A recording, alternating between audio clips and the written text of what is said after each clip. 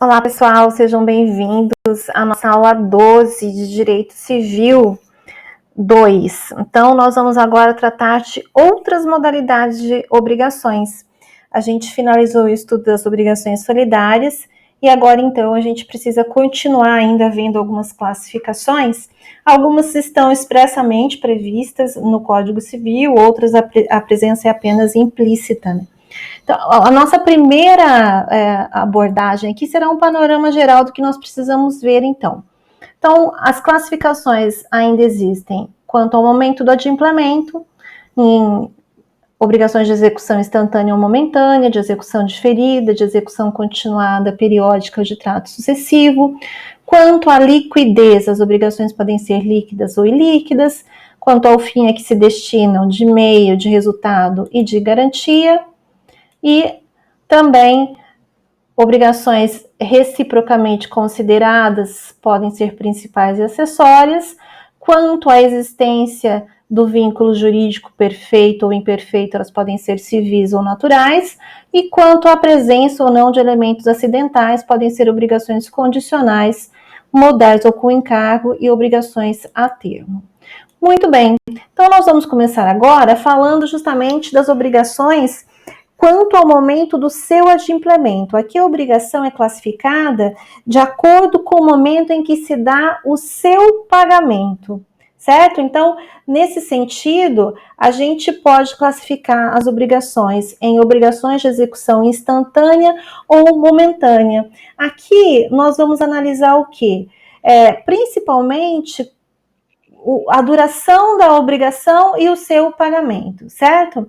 Então, como nós estamos vendo, a gente vai observar justamente essa questão do momento do pagamento. Existe previsão no contrato de quando será o pagamento daquela obrigação? Se não existir previsão no contrato, presume-se que o pagamento é à vista, conforme previsto lá no artigo 331 do Código Civil, né? Então, se houver previsão legal ou contratual com relação ao prazo de pagamento, observa-se o prazo do contrato ou o prazo da lei. Se não tiver, então presume-se que o pagamento será à vista. Então, nesse sentido, as obrigações de execução instantânea ou momentânea, elas se consumam num só ato. Por quê? Porque elas nascem, são celebradas, cumpridas e exauridas num único ato. Então, elas são cumpridas imediatamente ou logo após a sua constituição. Um exemplo que eu coloquei aqui é um transporte público municipal. Você para no ponto de ônibus, o ônibus para, então já presume-se que você aceitou o horário, o itinerário e o valor, né, daquele contrato de transporte, você sobe no ônibus, faz o pagamento, passa na roleta e espera, né, o trajeto que o ônibus faz. Quando chega no local que você quer descer, você dá o sinal, o ônibus para, você desce. Então, num único momento, num momento só, num momento único, né, num ato só, a obrigação, ela se exauriu, ela foi, né, celebrada e já exaurida. Mesma coisa, se você entra no supermercado, faz uma compra, pega a mercadoria, passa no caixa, paga a mercadoria e vai embora. Mesma coisa. Então, são obrigações de execução instantânea. Já a obrigação de execução diferida, elas também se exaurem num só ato. Só que aqui, o que vai acontecer é que o pagamento, o cumprimento, né, o seu pagamento será no momento futuro. Um exemplo típico disso é o pagamento com cheque pós-datado ou pré-datado, como a maioria do pessoal fala. Então, você faz a compra, pega o produto, mas dá o pagamento para que ele seja efetuado dali a 30 dias, dali a 15 dias, enfim, conforme for estabelecido. Então, nesse tipo de obrigação, não se exaure tudo num único ato com relação ao nascimento e ao pagamento.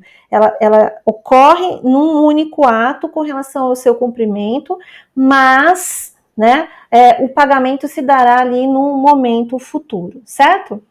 Continuando, então, para finalizar, nós também temos as obrigações de execução continuada, periódica ou de trato sucessivo. né, que é o que nós chamamos justamente, são aquelas cujo cumprimento se dá por meio de subvenções ali, de cumprimentos periódicos, né? O que acontece? Elas são prestações reiteradas, que se prolongam no tempo. Então, quem faz o contrato de financiamento para aquisição de um imóvel, esses contratos às vezes têm duração de 10 anos, 15 anos, até 30 anos. Então, você fica durante todo esse período efetuando o pagamento, o cumprimento dessa obrigação. Um outro exemplo, o contrato de locação, né, de 12 meses, de 5 anos. Contrato também de planos de saúde, contratos de fornecimento de água, telefone, serviços públicos em gerais, também de celular, de Netflix, enfim, são aqueles contratos que você, à medida que você vai usando, você vai efetuando o pagamento ali, ele vai se prolongando. Qual que é a relevância, então? Na prática, Valéria, por que eu preciso saber a classificação dessas 3 espécies de obrigação? Execução instantânea, diferida e de execução continuada ou periódica. Porque essas 2 últimas, as obrigações de execução diferida e de execução periódica, elas permitem a revisão do contrato. Então, nesse sentido, se houver a ocorrência de um fato futuro, ou seja, posterior à celebração do contrato, imprevisível, que não era possível as partes preverem, ou inevitável, né, que embora pudesse ser previsto, não era possível ser evitado por vontade das partes, e esse evento futuro, né, imprevisto e inevitável, tenha tornado o cumprimento do contrato excessivamente oneroso para uma das partes, nesse caso se permite a revisão do contrato. É uma hipótese excepcional de alteração do contrato, né, posteriormente à sua celebração. Por quê? Porque os contratos, pessoal, são feitos para serem cumpridos, né? A cláusula rebus sic stantibus. Então, os contratos são pactos, são acordos, e eles devem ser cumpridos.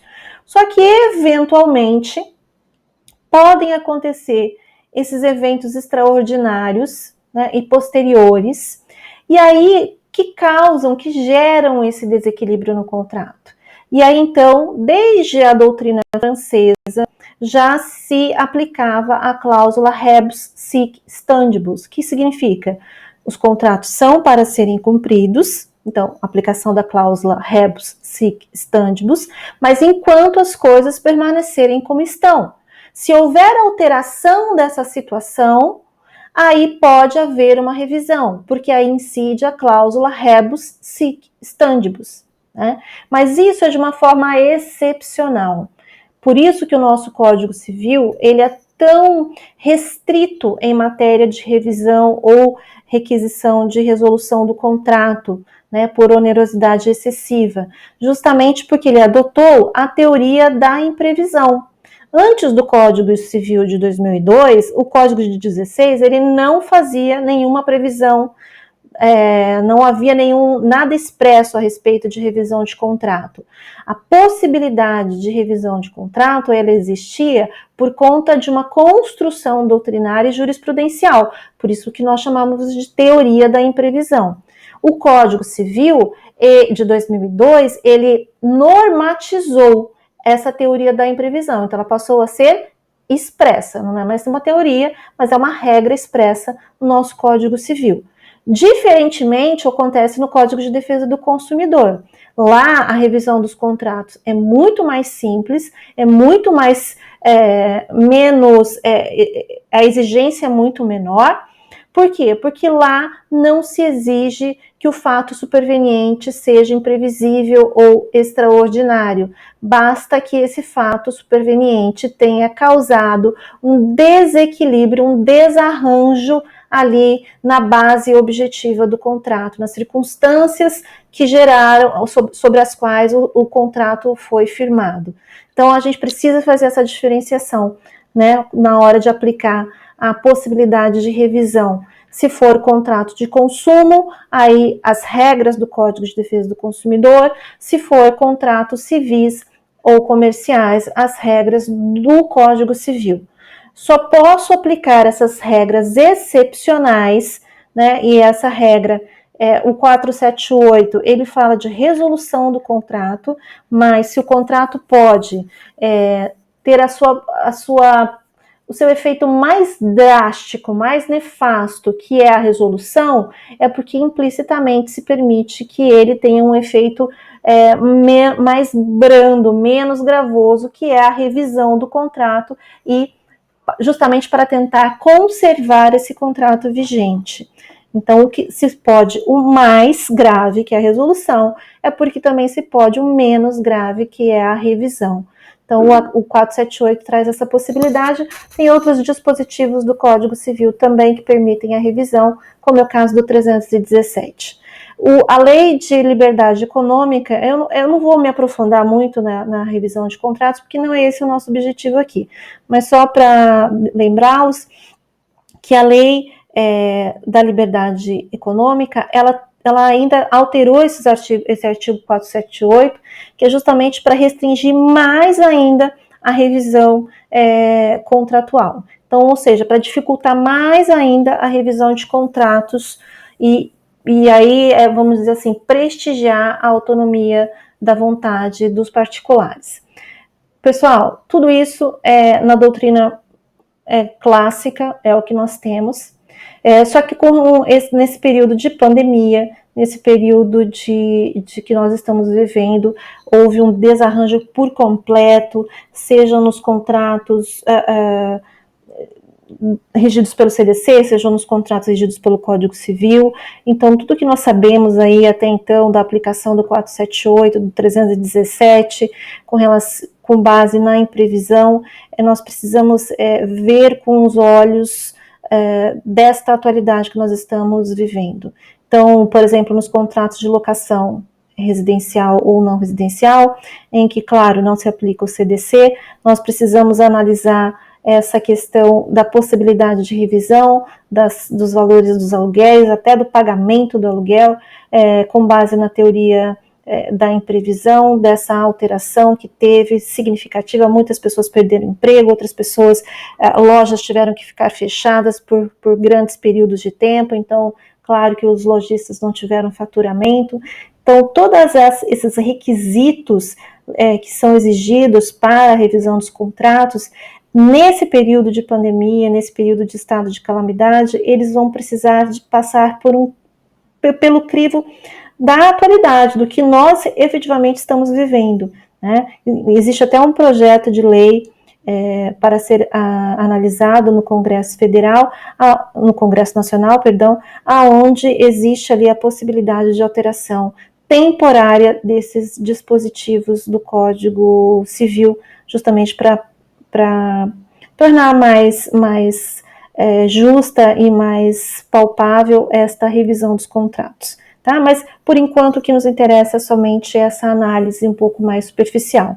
Então, revisão de contratos só cabe em obrigações de execução continuada ou de execução diferida. Claro que nas obrigações de execução instantânea não cabe. Por quê? Porque se o contrato ele é cumprido e exaurido no único ato, nenhum fato futuro vai repercutir sobre aquele contrato.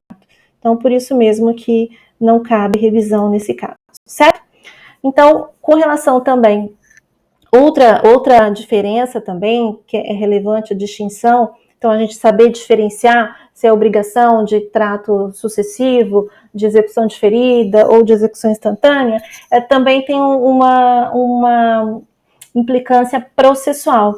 Então, o Código de Processo Civil, no seu artigo 290, estabelece o seguinte: quando a obrigação consistir em prestações periódicas, considerar-se-ão elas incluídas no pedido, independentemente de declaração expressa do autor. Se o devedor, no curso do processo, deixar de pagá-las ou de consigná-las, a sentença as incluirá na condenação enquanto durar a obrigação. Então, pensem num locador que ajuiza um contrato, uma ação de cobrança, porque o seu locatário está em atraso com 3 prestações de aluguel. Então, ainda que ele, no decorrer da ação, a ação vai demorar muito mais tempo para ser, se a ação tramitar num período aí excessivamente rápido, vamos colocar 6 meses, e o locatário não efetuou mais nenhum pagamento. Então, se eram 3 prestações que estavam em atraso, ao final, quando for prolatada a sentença, nós teremos mais 6, ou seja, um total de 9. Então, ainda que na petição inicial o autor não tenha colocado que ele está cobrando, que ele está as 3 vencidas e as que eventualmente se vencerem, vamos colocar que ele coloque só as 3 vencidas. Então, considera-se implícito que também vai valer para aquelas que forem vencendo no decorrer do processo. Então, o juiz, na hora de prolatar a sentença, vai incluir também no valor da condenação aquelas outras prestações que já venceram no decorrer do processo. Ok? Eu vou parar por aqui para a gente, então, deixar essa aula uma aula um tanto mais curta, e aí na aula seguinte a gente prossegue nas demais classificações, ok? Obrigada, pessoal, e até a próxima aula.